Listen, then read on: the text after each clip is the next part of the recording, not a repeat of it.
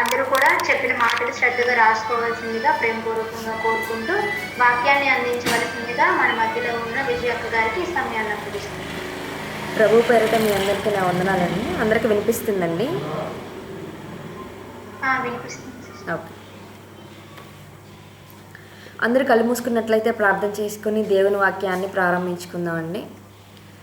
మమ్మలను మిక్కిలిగా ప్రేమించిన మా ప్రియ పరలోకపు తండ్రి ఇంతకాలం మమ్మల్ని సజీవ లెక్కలో ఉంచి నీ అపారమైన కృపతోటి మమ్మల్ని భద్రపరిచిన విధానానికై నీకు వందనాలు తండ్రి.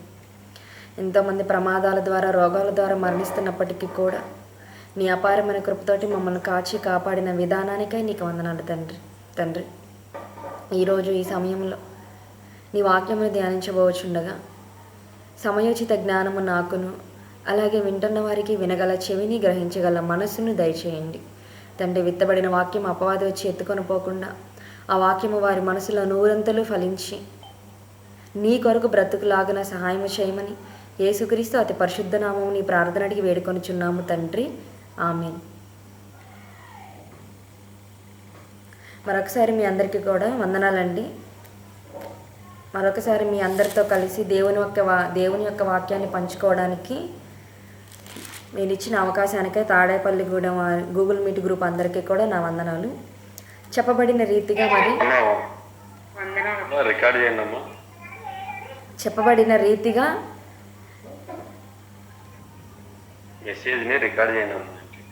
ఓకే అండి, ఓకే అన్నయ్య. చెప్పబడిన రీతిగా యెహోవా ఇచ్చిన స్వాస్థ్యం అనే పాఠాన్ని ఈరోజు నేను మీకు చెప్పాలనుకున్నాను. ప్రియులారా, స్వాస్థ్యము అనగా ఏంటంటే ముందుగా ఆస్తులు అని అర్థం. స్వాస్థ్యము అనగా ఆస్తులు లేదా వారసత్వంగా వచ్చే సొత్తు. స్వాస్థ్యం అనగా అర్థం ఏంటంటే ఆస్తులు లేదా వారసత్వంగా వచ్చే సొత్తుని ఏమంటారంటే స్వాస్థ్యము అంటారు. ఈ ఆస్తులు అనేవి మనుషులకి రెండు విధాలుగా ఉంటాయి. ప్రతి మనిషికి ఆస్తులు అనేవి, అంటే ఈ భూమి మీద పుట్టిన ప్రతి మనిషికి కూడా ఆస్తులు అనేవి రెండు విధాలుగా ఉంటాయి. ఎలా ఉంటాయి? చరాస్తులుగా ఉంటాయి, స్థిరాస్తులుగా ఉంటాయి. అర్థమవుతుందండి? చరాస్తులుగా ఉంటాయి, అలాగే స్థిరాస్తులుగా కూడా ఉంటాయి. స్థిరాస్తులు అంటే ఏంటి? స్థిరమైన ఆస్తులు అంటే ఇల్లులు, స్థలాలు, భూములు, వీటిని స్థిరాస్తులు అంటారు. ఇక చరాస్తులు అనగా ఏంటంటే డబ్బు, బంగారం, వెండి, లేకపోతే డైమండ్స్, ఇలా ఈ సంపదను ఏమంటారంటే చరాస్తులు అంటారు. అంటే మనిషికి రెండు రకాలుగా ఆస్తి అనేది ఎలా ఉంటుందంటే రెండు రకాలుగా ఉండేది, చరాస్తులు, స్థిరాస్తులు.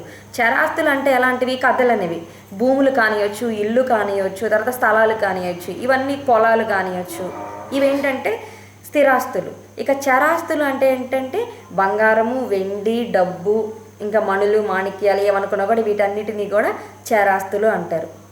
ఇక ఏ మనిషికైనా ఈ ఆస్తి అనేది కొంతమందికి ఎలా వచ్చిందంటే వారసత్వంగా, అంటే తండ్రుల నుండి, తాతల నుండి ఈ ఆస్తులు అనేవి మనుషులకు వస్తూ ఉంటాయి.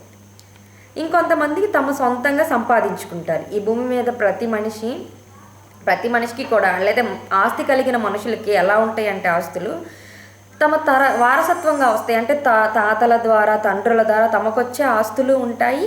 అలాగే తాము సొంతగా సంపాదించుకునే ఆస్తులు కూడా ఉంటాయి మనిషికి. ఆస్తులు అనగా ఏం లేదండి, స్వాస్థ్యాన్ని ఆస్తులు అంటారు. ఇక మనిషి ఈ ఆస్తులని, ఈ డబ్బుని, ఈ స్వాస్థ్యాన్ని చూసుకొని మనిషి ఎలా ఉంటాడంటే గర్వపడతా ఉంటాడు. ఎట్లా? తనకున్న ఆ హోదాని చూసుకొని, తనకున్న ఆ ఆస్తిని చూసుకొని, తనకున్న ఆ డబ్బును చూసుకొని మనిషి ఎలా ప్రవర్తిస్తాడంటే సమాజంలో అతిశయంగా ప్రవర్తిస్తూ ఉంటాడు. ఆ డబ్బును చూసుకొని ఇంకా అతిశయపడతా ఉంటాడు. కానీ ప్రియులరా, మనిషికి ఆస్తులు అనేవి కేవలము ఏమంటారు, ఒక వారసత్వంగానో లేకపోతే తన సొంతగా సంపాదించుకునేదే కూడా కాకుండా దేవుడిచ్చే ఆస్తి కూడా ఒకటి ఉంది అనే అంశాన్ని మనం ఈరోజు నేర్చుకోబోయే పాఠం. అంటే మనిషి సంపాదించుకోలేని ఒక ఆస్తి కూడా దేవుడు మనిషికి ఇచ్చాడు. నువ్వు ఎంత కష్టపడినా సరే, మనిషి ఎంత కష్టపడినా సరే ఏం చేస్తాడు? తనకంటూ డబ్బును సంపాదించుకోగలుగుతాడు.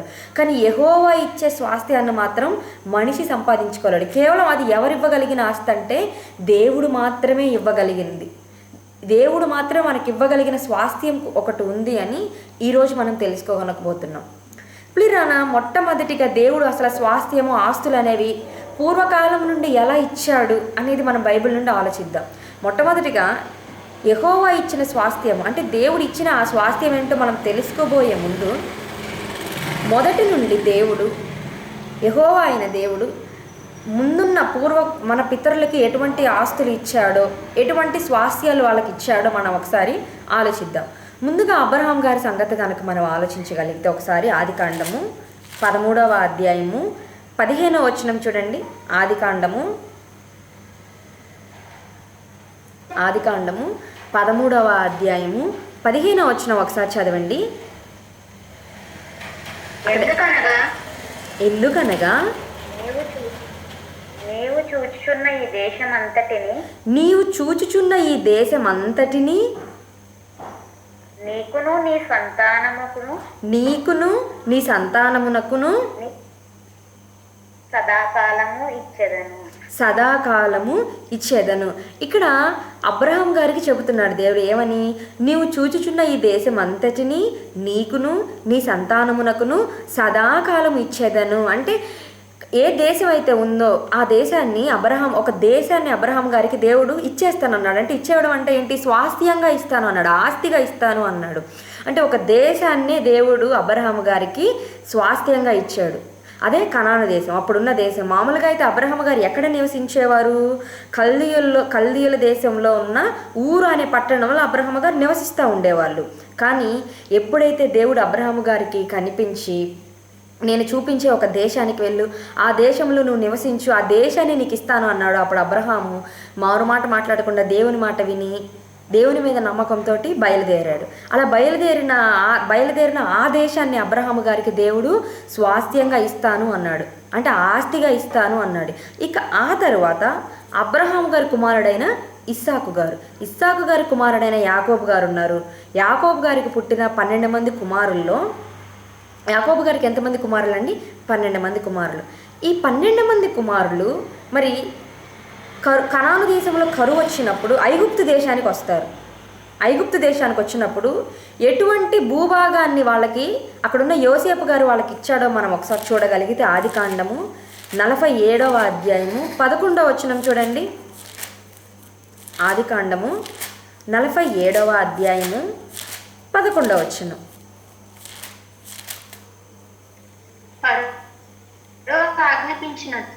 ఫరోను తన తండ్రిని తన సహోదరులను ఐగుప్తు దేశములో నివసింపచేసి ఆ దేశములో రామేసేసను మంచి ప్రదేశములో వారికి స్వాస్థ్యమునిచ్చెను. ఇక్కడ ఐగుప్తు దేశానికి వలస వెళ్ళిన యాకోబు గారి సంతతి ఎవరండి? 12 మంది ఉన్నారు కదా సంతతి. అప్పటికి ఐగుప్తు దేశంలో యోసేపు గారు అంటే 11వ వాడైన యోసేపు గారు అప్పటికి ఐగుప్తు దేశంలో ఎలా ఉన్నాడు? రాజుగా ఉన్నాడు. అలా రాజుగా ఉన్న యోసేపు గారు వచ్చిన కుటుంబానికి ఎటువంటి భాగాన్ని వాళ్ళకి స్వాస్థ్యంగా ఇచ్చాడంటే ఆ దేశంలో రామేసేసను మంచి ప్రదేశంలో వారికి స్వాస్థ్యమునిచ్చాను. అంటే మంచి ప్రదేశాన్ని ఇచ్చాడు. యోసేపు గారు తన కుటుంబానికి ఎటువంటిది ఇచ్చాడు? అక్కడ స్వాస్థ్యంగా ఆస్తిగా ఒక మంచి ప్రదేశాన్ని, అంటే ఐగుప్తు దేశంలోనే ఆ దేశంలోని మంచి భూభాగాన్ని తన కుటుంబపు వారికి స్వాస్థ్యంగా ఇచ్చాడు. అంటే యోసేపు ఇచ్చాడంటే ఏంటంటే అక్కడ అర్థము దేవుడు తలంపు ఇస్తేనే అక్కడ యోసేపు గారు ఇచ్చారు. అలానే అంటే మొదటిగా అబ్రహాము గారికి దేవుడు ఎటువంటి దేశాన్ని ఇచ్చాడంటే మంచి దేశాన్ని ఒక స్వాస్థ్యంగా, అంటే దేశాన్ని ఆస్తిగా ఇచ్చాడు. ఆ తర్వాత యాకోబు సంతతి అయిన వాళ్ళకి కూడా ఐగుప్తు దేశంలోని మంచి భాగాన్ని స్వాస్థ్యముగా, అంటే ఆస్తిగా ఇచ్చాడు. ఇక ఆ తర్వాత మరి అబ్రహాము గారికి దేవుడు ఒక మాట ఇస్తాడు. ఏమని? నీ కుటుంబాన్ని నేను ఆశీర్వదిస్తాను, వాళ్ళని ఆశీర్వదించి విస్తరింపజేస్తాను అని దేవుడు ఏమని చెప్తాడంటే వాళ్ళకి అబ్రహాము గారికి దేవుడు మాట ఇస్తాడు. అలా మాట ఇచ్చి ఇశ్రాయేలులైన వాళ్ళను కూడా దేవుడు ఎటువంటి దేశానికి నడిపిస్తాడో మనం ఒకసారి చూద్దాం. నిర్గమాకాండము 6వ అధ్యాయము 8వ వచనం చూడండి ఒకసారి. నిర్గమాకాండము 6వ అధ్యాయము 8వ వచనం. నేను అబ్రహాము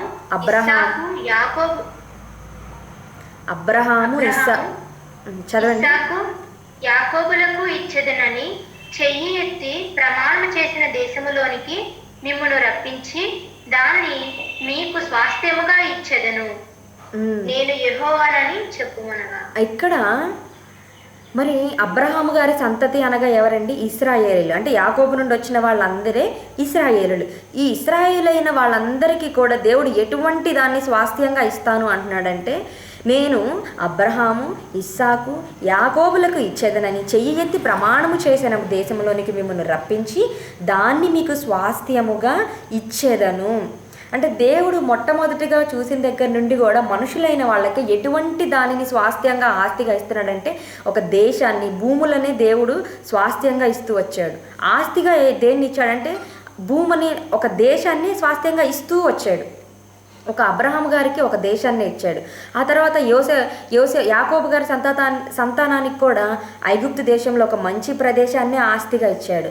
ఆ తర్వాత మరి ఐగుప్తు దేశానికి వెళ్ళిన వీళ్ళు మరి అక్కడ ప్రబలని తర్వాత, విస్తరించిన తర్వాత మరలా వాళ్ళని ఎటువంటి దేశానికి దేవుడు రప్పించాడంటే, మరలా కనాను దేశమైన పాలు తేనెలు ప్రవహించే దేశమైన కనాను దేశానికి దేవుడు మరలా వాళ్ళని రప్పిస్తానన్నాడు.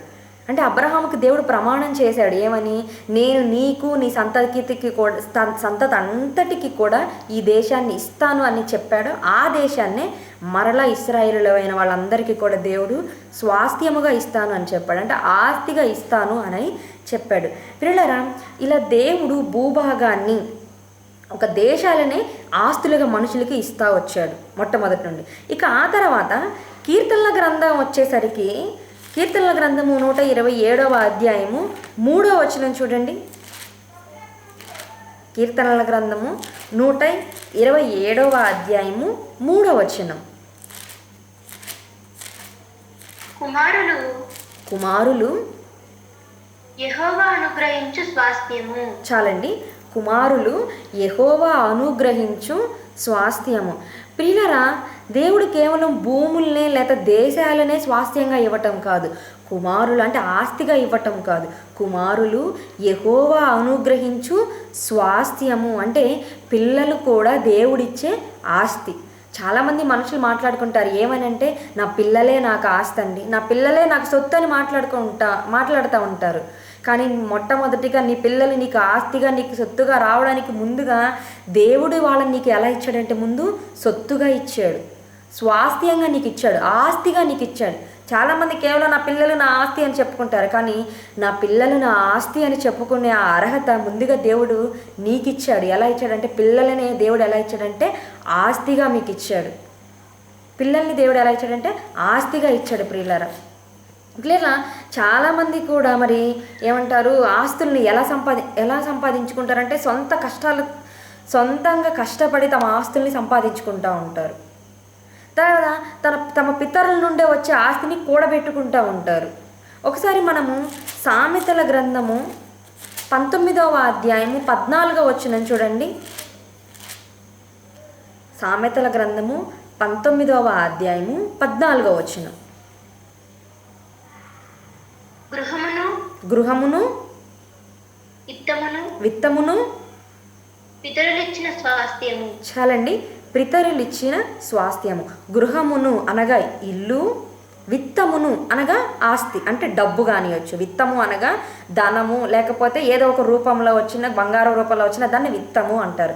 గృహము అంటే ఏంటి? ఇల్లు కానివచ్చు, విత్తము డబ్బు కానివచ్చు. పితరులు ఇచ్చిన స్వాస్థ్యము అంటే ఒక మనిషికి ఆస్తిగా తన వారసత్వం నుండి ఏమొచ్చిద్ది? గృహం వచ్చిద్ది, అంటే ఇల్లు వచ్చిద్ది వారసత్వంగా. ఆ తర్వాత డబ్బులు అనేవి వారసత్వంగా వస్తాయి. అంటే పితరులు ఇచ్చిన స్వాస్థ్యము అంటే ఏంటి? పితరులు అనగా ఎవరు? మనకు ముందుండిన వారు, అంటే మన తాతలు, ముత్తాతలు, లేకపోతే తండ్రులు.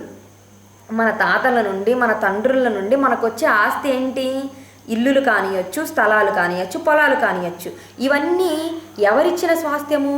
పితరులు ఇచ్చిన స్వాస్థ్యము. అంటే మనకు ముందున్న తరాల వాళ్ళు మనకి వారసత్వంగా ఇచ్చే ఆస్తులు, వారసత్వంగా వచ్చే స్వాస్థ్యము. కానీ ప్రియులారా, మనిషికి తన పితరులు ఇవ్వలేనిది, తన తండ్రి నుండి రాని ఆస్తి, తను సొంతగా సంపాదించుకున్నా సరే, తను ఎంత సంపాదించినా సరే సంపాదించుకోలేని ఒక ఆస్తిని దేవుడు మనిషికి ఇచ్చాడు. అది నీకు నీ తండ్రి ద్వారా రాదు ఆ ఆస్తి, లేతే నీ తాత ద్వారా కూడా నీకు ఆ ఆస్తి రాదు, నీ పితరుల ద్వారా కూడా రాదు. నీ పితరులు నీకు ఆస్తినిస్తే ఏమిస్తారు? ఇల్లునిస్తారు, లేకపోతే పొలాలను ఇస్తారు, లేకపోతే స్థలాలను ఇస్తారు, లేకపోతే బంగారం రూపంలో ధనం రూపంలో నీకు బహుమానాలుగా ఇస్తారు. కానీ ప్రియులారా, పితరుల నుండి రాని ఒక ఆస్తి, మన తండ్రుల నుండి వారసత్వంగా మనకి రాని ఆస్తిని దేవుడు మనకి ఇస్తున్నాడు. చూద్దామా ఇంతకు ఆ ఆస్తి ఏంటి, అసలు ఆ స్వాస్థ్యం ఏంటి, దేవుడిచ్చిన ఆ స్వాస్థ్యం ఏంటి, దానికి ఎంత విలువ కలిగిందో మనం ఒకసారి చూడాలి. ప్రియులారా, పితరులు ఇచ్చే ఆస్తి మనకి ఎంతో విలువ కలిగింది, ఎంతో విలువగా చూసుకుంటాము, అవునా? ఒక జాగ్రత్త కలిగిన మనిషి తన ఆస్తిని ఎంతో విలువగా కాపాడుకుంటాడు. ఎందుకు? నా తండ్రి నుండి వచ్చిందండి, నా తల్లి నుండి వచ్చిందండి అని చాలామంది ఆ ఆస్తుల్ని చాలా సద్వినియోగంగా కాపాడుకోవడం కోసం చూస్తూ ఉంటారు. మరి దేవుడిచ్చిన ఆస్తిని మనుషులు ఎలా ఉపయోగించుకుంటున్నారో ఒకసారి మనం చూడాలి. అలాగే అసలు ఇంతకు ముందు దేవుడిచ్చిన ఆస్తి ఏంటి, దేవుడిచ్చిన ఆ స్వాస్థ్యం ఏంటి అని ఒకసారి మనం చూద్దాము. కొరింథీయులకు రాసిన 2వ పత్రిక చూడండి, క్షమించండి, కొరింథీయులకు రాసిన 1వ పత్రిక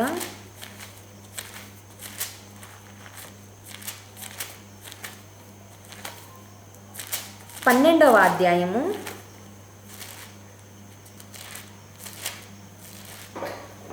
12వ అధ్యాయము 18వ వచనం చూడండి. కొరింథీయులకు రాసిన 1వ పత్రిక 12వ అధ్యాయము 18వ వచనం. అయితే దేవుడు అవయవములలో ప్రతి దానిని తన చిత్త ప్రకారము శరీరములో ఉంచెను. చాలండి.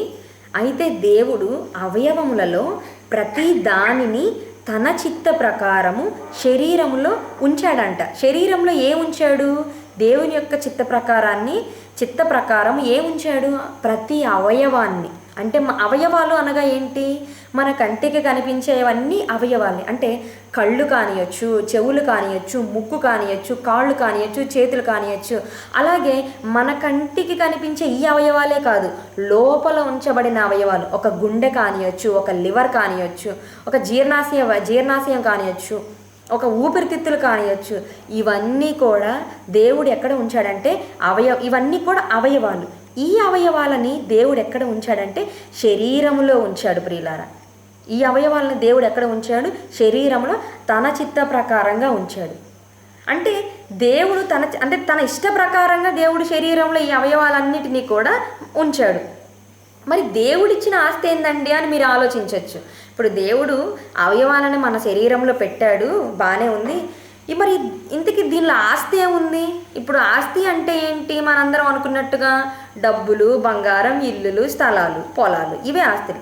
మరి దేవుడిచ్చిన స్వాస్థ్యం అని అన్నారు, దేవుడేమో అవయవాలను శరీరంలో పెట్టాడు. ఇంతకీ దేవుడిచ్చిన ఆస్తి ఏంటండి, దేవుడిచ్చిన స్వాస్థ్యం ఏంటి అని ఆలోచిస్తున్నారా?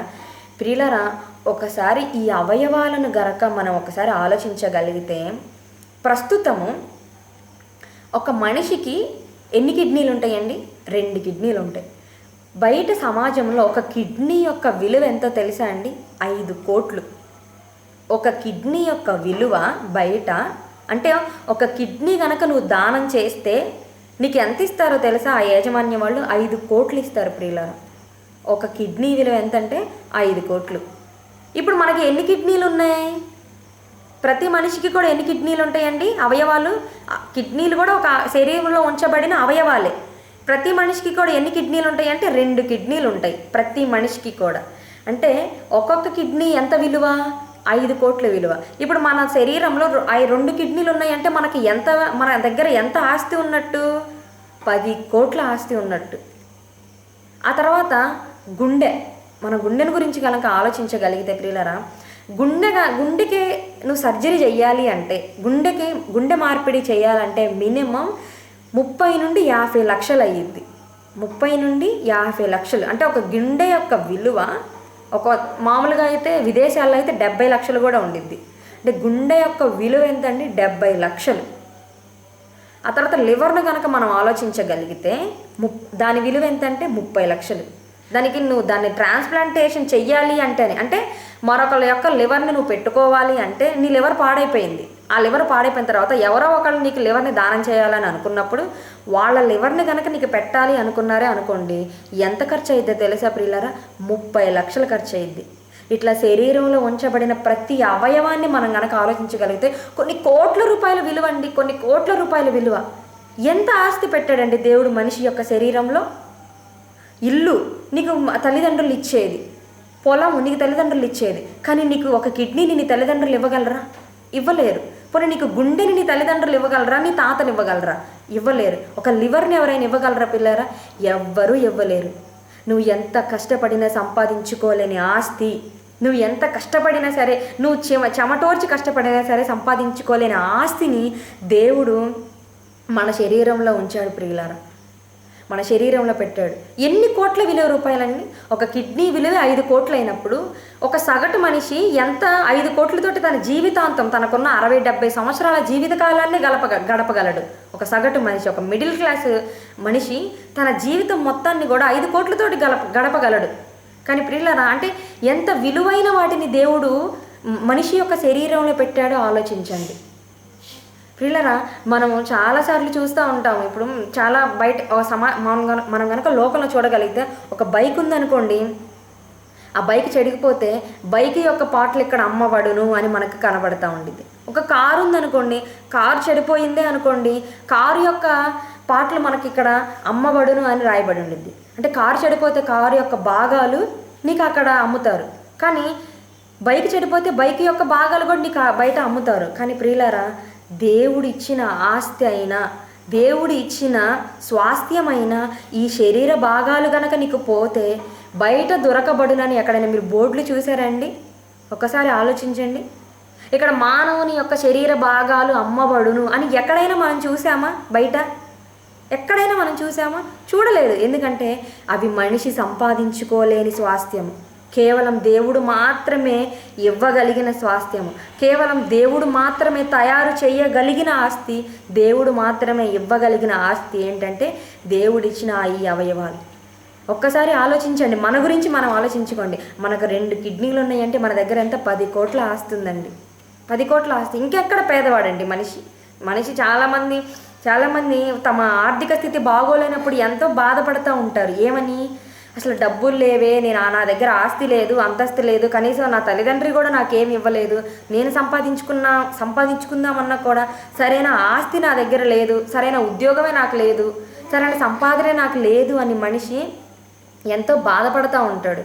కానీ ప్రియులారా, ఒక్కసారి నిలువెత్తు స్వాస్థ్యము, నిలువెత్తు ఆస్తి ఎవరంటే మనమేనండి. దేవుడిచ్చిన ఈ అవయవాలే, దేవుడిచ్చిన ఈ శరీర అవయవాలే నిలువెత్తు స్వాస్థ్యము, ఆస్తి.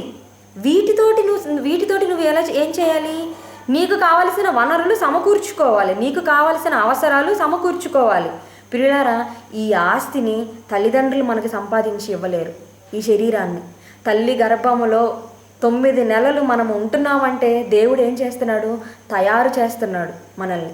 9 నెలలు తల్లి గర్భంలో ఇక్కడ దేవుడు ఏం చెప్పాడు? ప్రతి దానిని తన చిత్త ప్రకారము శరీరంలో ఉంచాడు. ప్రతి దానిని, ఒక కన్ను కానియొచ్చు, ఒక ముక్కు కానియొచ్చు, ఒక గుండె కానియొచ్చు, ఊపిరితిత్తులు కానియొచ్చు, ఏదైనా కూడా కానియొచ్చు, గుండె కానియొచ్చు, బ్రెయిన్ కానియొచ్చు, ఇలా ప్రతిదీ కూడా దేవుడు తన చిత్త ప్రకారం ఏది ఎక్కడ ఉండాలని ప్రతిదాన్ని అమరుస్తున్నాడు. ఈ కళ్ళు ఉన్నాయి అనుకోండి, ఈ కళ్ళు ఇక్కడే ఉండాలి, ఇక్కడ కాకుండా వెనకుండే అనుకో, చూడడానికి ఎలా ఉండిద్ది? కానీ దేవుడు ఈ కన్ను ఎక్కడ ఉండాలో అక్కడే ఉంచుతున్నాడు, ఈ ముక్కు ఎక్కడ ఉండాలో అక్కడే అమరుస్తున్నాడు, ఈ చెవులు ఎక్కడ అమర్చాలో అక్కడే అమరుస్తున్నాడు. పిల్లల దేవుడిచ్చిన స్వాస్థ్యమే ఈ మానవ శరీరం. కొన్ని కోట్ల రూపాయల విలువ కలిగింది ఇది, కొన్ని కోట్ల రూపాయల విలువ కలిగినదే ఈ దేహం. ప్రియులారా, ఈ స్వాస్థ్యాన్ని మనిషి ఎలా ఉపయోగిస్తున్నాడు అనేదే మనము ఆలోచించాలి. దేవుడిచ్చిన ఆస్తిని, దేవుడిచ్చిన స్వాస్థ్యాన్ని మనిషి ఎలా ఉపయోగిస్తున్నాడు, మనిషి ఎలా వాడుతున్నాడు? పిల్లరా, ఏమంటారు? కుటుంబం నుండి వచ్చిన ఆస్తిని, తన తల్లిదండ్రుల ద్వారా నుండి వచ్చిన ఆస్తిని మనిషి ఎలా దాన్ని ఇంకా పెంచుకోవాలి అనుకుంటాడు. ఉదాహరణకి ఒక ఎకరం పొలం లేదా ఒక ఎకరం పొలాన్ని తన తండ్రి తనకు కొడుకు ఇచ్చాడు కొడుకు ఏం చేయాలనుకుంటాడు? దాన్ని 2 ఎకరాలు చేయాలని ఆలోచిస్తూ ఉంటాడు. మా నాన్న నాకు ఎకరం పొలం ఇచ్చాడు, ఈ ఎకరం పొలాన్ని నేను 2 ఎకరాలు ఎలా చేయాలా అని తన ఆస్తిని పెంచుకోవాలనుకుంటూ ఉంటాడు. కానీ ప్రియులరా, ఇప్పుడున్న సమాజాన్ని కనుక మనం చూడగలిగితే దేవుడు ఇచ్చిన ఆస్తిని ఎలా పాడు చేస్తున్నారో మనం సమాజంలో చూస్తూనే ఉన్నాం. అలాగే తన తండ్రి సంపాదించిన ఆస్తిని నాకు పంచమని ఆ ఆస్తిని తీసుకెళ్లి దుర్వ్యాపారం చేసిన ఒక కుమారుడు మనకి బైబిల్లో కనిపిస్తాడు. ఒకసారి చూడండి, లూకాసు వార్త 15వ అధ్యాయము 13వ వచనం చూడండి. లూకాసు వార్త 15వ అధ్యాయము 13వ వచనం. ఇక్కడ మనకి చదవనండి. కొన్ని దినములైన తర్వాత ఆ చిన్న కుమారుడు సమస్తమును సమకూర్చుకొని దూరదేశమునకు ప్రయాణమైపోయి 12వ వచనం నుండి చదవండి. 12 నుండి. వారిలో చిన్నవాడు తండ్రి ఆస్తిలో నాకు వచ్చి భాగమిమ్మని తన తండ్రిని అడుగగా అతడు వారికి తన ఆస్తిని పంచిపెట్టాడు. ఇక్కడ 2 కుమారులు మనకు కనిపిస్తారండి. ఈ 2 కుమారుల్లో చిన్నవాడు అడిగాడంట, ఏమని? తండ్రి, నా ఆస్తిని నాకు పంచేయి, నాకు వచ్చే ఆ స్వాస్థ్యం ఏదో నాకు ఇచ్చేయి అని తండ్రిని ఏం చేశాడు? ఆస్తి పంపకాలు చేయమని అడిగాడు. ఇక తండ్రి ఏం చేశాడు? ఆస్తిలో వచ్చే ఎవరికి వచ్చే ఆ భాగాన్ని పంచిపెట్టాడు. పంచిపెట్టిన తర్వాత ఆ కుమారుడు ఆ ఆస్తితోటి ఏం చేశాడో చూద్దాము. 13వ వచనం చదవండి. కొన్ని దినములైన తరువాత ఆ చిన్న కుమారుడు సమస్తమును కూర్చుకొని దూరదేశమునకు ప్రయాణమైపోయి అచ్చట తన ఆస్తిని దుర్వ్యాపారము వలన పాడు చేసెను. ప్రియులరా, ఇక్కడ చిన్న కుమారుడు తన ఆస్తిని పంచిపెట్టమన్నాడు తండ్రిని. తండ్రి తన కుమారుడి యొక్క ఇష్టం మేరకు ఏం చేశాడు? పంచిపెట్టాడు. పంచిపెట్టిన తరువాత ఆ చిన్న కుమారుడు ఏం చేశాడంటే దూరదేశమునకు ప్రయాణం అయిపోయి, అంటే వచ్చిన సొమ్మేది ఎంతైతే ఉందో ఆ సొమ్మును తీసుకొని దూరదేశం ప్రయాణం అయిపోయి అచ్చట తన ఆస్తిని ఏం చేశాడు? దుర్వ్యాపారము వలన పాడు చేశాడు. ప్రియులారా, తండ్రి దగ్గర ఉన్నా సరే ఆస్తి కాపాడబడేది. కానీ ఎప్పుడైతే ఒక దురాలోచన కలిగి తన ఆస్తిని పంచిపెట్టమని తండ్రిని అడిగాడో, తండ్రి తన ఇష్ట ప్రకారమే పంచిపెట్టిన తర్వాత ఆస్తిని తీసుకొని వెళ్ళి ఏం చేశాడు? దుర్వ్యాపారము వలన పాడు చేశాడు. దుర్వ్యాపారము వలన పాడు చేసి చివరికి ఎటువంటి స్థితిని తనకు కొని తెచ్చుకున్నాడో మనం కనుక ఒకసారి చూడగలిగితే 16వ వచనం చూడండి. వాడు పందులు తిను పొట్టితో తన కడుపు నింపుకొన ఆశపడెను గాని ఎవడును వానికి ఏమీయూ ఇవ్వలేదు. ప్రియులరా, అక్కడ చిన్న కుమారుడు తన ఆస్తి మొత్తాన్ని దుర్వ్యాపారం చేసేసి పాడు చేసేసిన తర్వాత ఏమనుకున్నాడు? చివరికి ఎటువంటి స్థితి అతనికి వచ్చింది అంటే పందుల పొట్టుతోటి తన కడుపుని నింపుకోవాలి అనుకున్నాడు. ఎందుకు వచ్చింది ఆ పరిస్థితి? తన తండ్రి ఇంటిలో ఉన్నప్పుడు తనకి ఇటువంటి పరిస్థితి లేదే. ఒకసారి 15వ వచనంలో చూడండి. అదంతయు ఖర్చు చేసిన తరువాత ఆ దేశమందు గొప్ప కరువు రాగవాడు ఇబ్బంది పడసాగి వెళ్ళి ఆ దేశస్థులలో ఒకని చెంత చేరెను. అతడు పందులను మేపుటకు తన పొలములోనికి వానిని పంపెను. ఒకప్పుడు ఎలా బ్రతికాడు? రాజాలాగా బ్రతికాడు. తన తండ్రితో ఉన్నప్పుడు, తన ఆస్తి తన తండ్రి దగ్గర ఉన్నప్పుడు ఎలా బ్రతికాడు ఆ కుమారుడు? ప్రియులారా, ఎలా బ్రతికాడు? దేనికి లోటు లేకుండా బ్రతికాడు.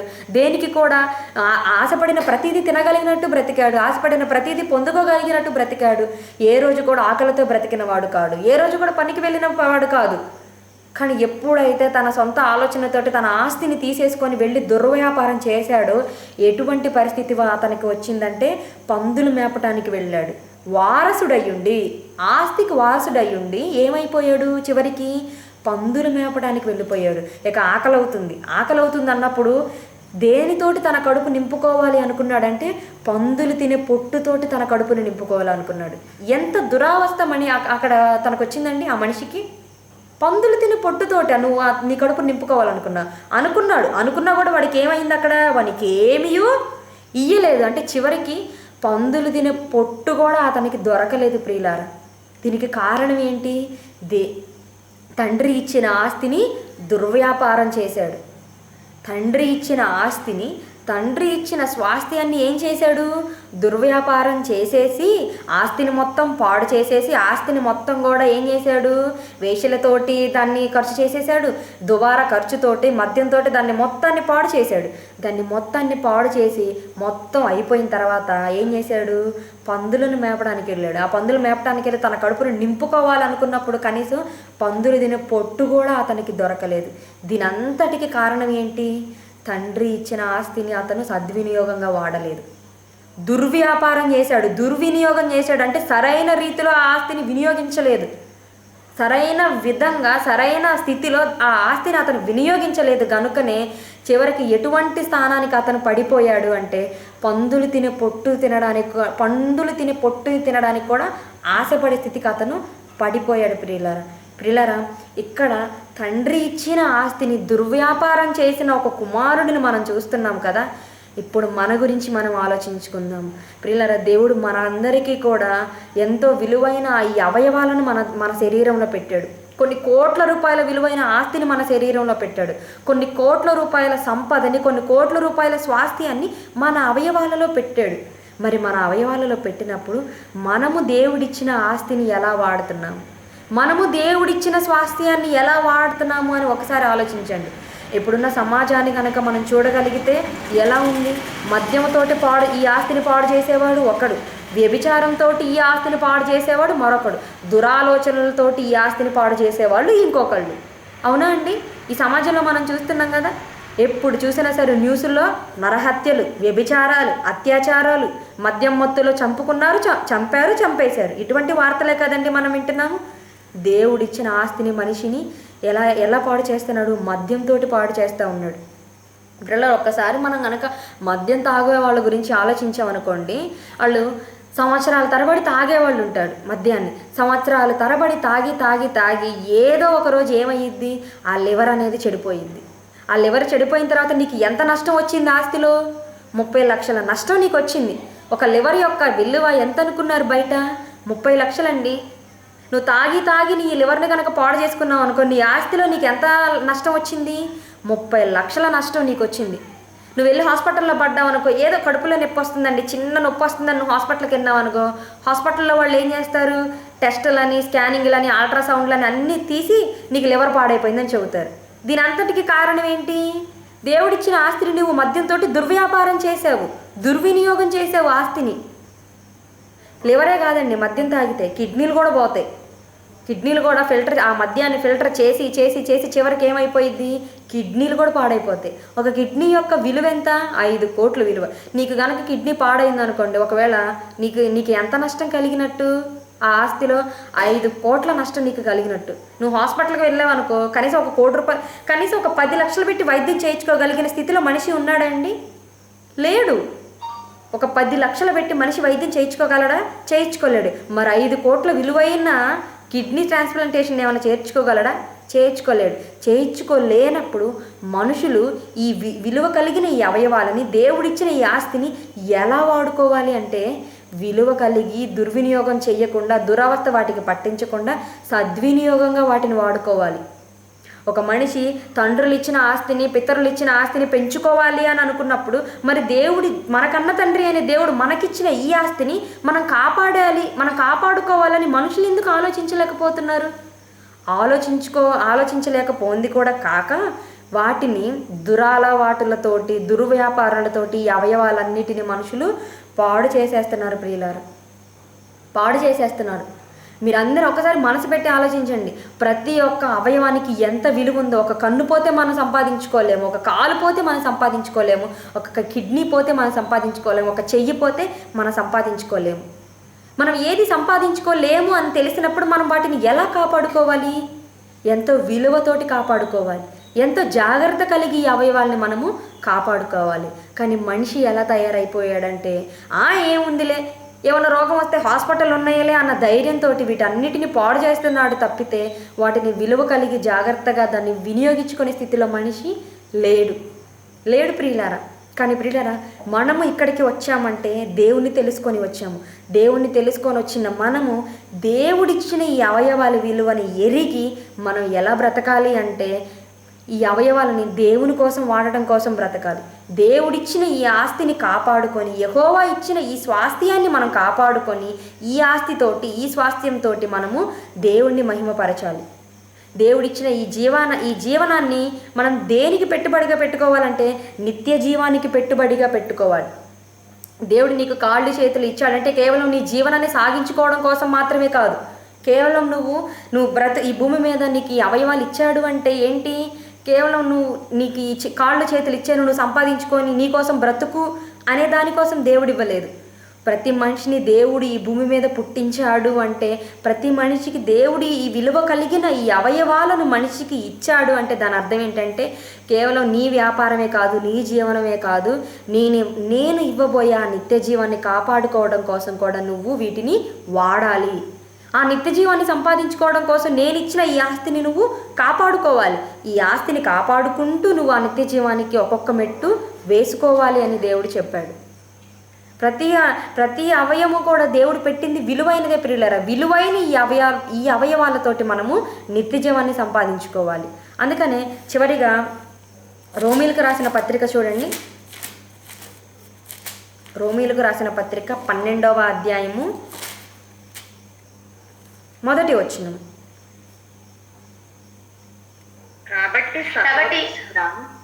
కాబట్టి సహోదరులారా, పరిశుద్ధమును దేవునికి అనుకూలమునైన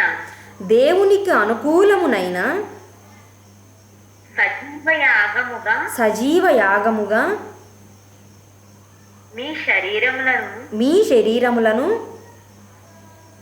ఆయనకు సమర్పించుకొనుడని దేవుని వాత్సల్యమును బట్టి మిమ్మును బతిమాలుకొనుచున్నాను.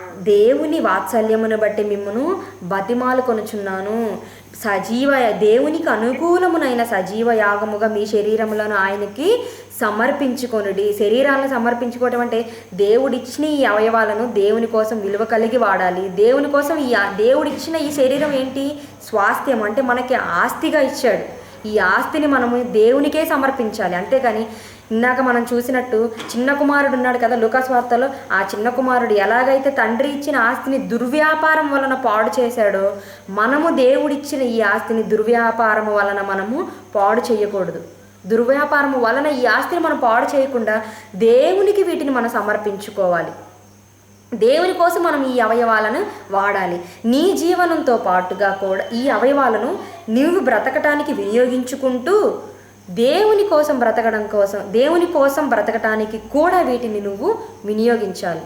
దేవుడిచ్చిన ఈ ఆస్తిని నువ్వు కాపాడుకోవాలి. దేవుడిచ్చిన ఈ అవయవాలను నువ్వు ఎలా చేయాలంటే విలువ కలిగి వాటిని కాపాడుకోవాలి ప్రియులారా. కానీ మనుషులు ఎలా అయితే ఈ అవయవాలను పాడు చేస్తున్నారో ఇక్కడికి వచ్చిన మనము వాటిని పాడు చేయకూడదు.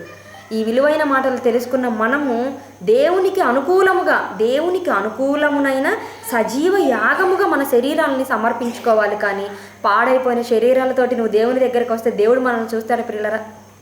ఒక చిన్న కుమారుడు ఆస్తిని మొత్తం పోగొట్టుకొని ఏ స్థితికి వెళ్ళిపోయాడో, మనము కూడా దేవుడిచ్చిన ఈ ఆస్తిని మొత్తం పాడు చేసుకొని హాస్పిటల్లో పడ్డామనుకోండి, మన పరిస్థితి ఏంటి ఒకసారి ఆలోచించండి. దేవుడిచ్చిన ఆస్తిని, తండ్రి ఇచ్చిన ఆస్తిని నువ్వు విలువ కలిగి కాపాడుకుంటేనే నీకు విలువ.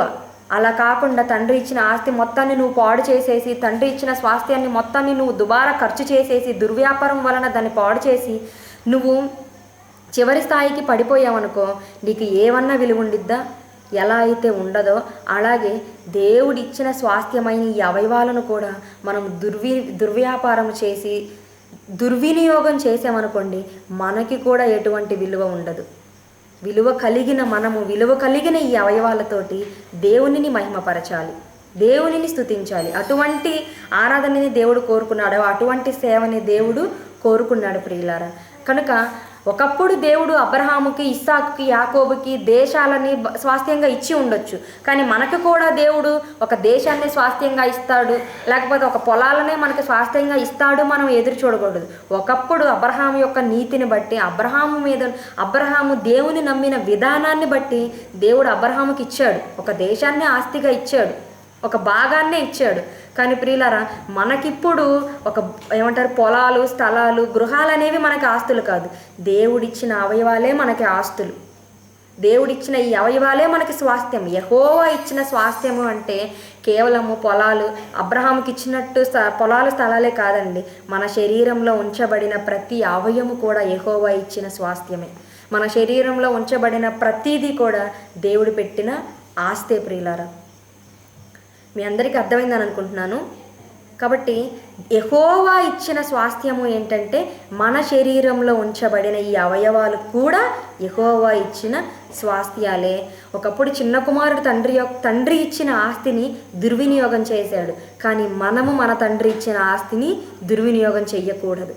మనము మన తండ్రి ఇచ్చిన ఆస్తిని కాపాడుకోవాలని కోరుకుంటూ నాకు ఈ అవకాశం ఇచ్చిన మీ అందరికీ కూడా నా వందనాలు.